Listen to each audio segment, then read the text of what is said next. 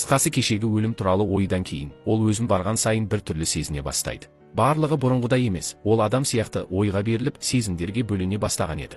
Бұл туралы ол достарына айтады. Оның достары оған бір түрлі Барбиге баруға кеңес береді. Яғни бұл Барбиден алдын болған қуыршақ. Оны үй иесі ойын кезінде кесіп тастаған. Содан кейін ол қажетсіз болып қалған қуыршаққа айналып қалған екен.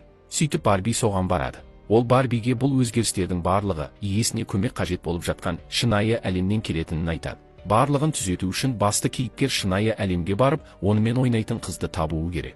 Қысқасы Барби шынайы әлемге баруға шешім қабылдайды.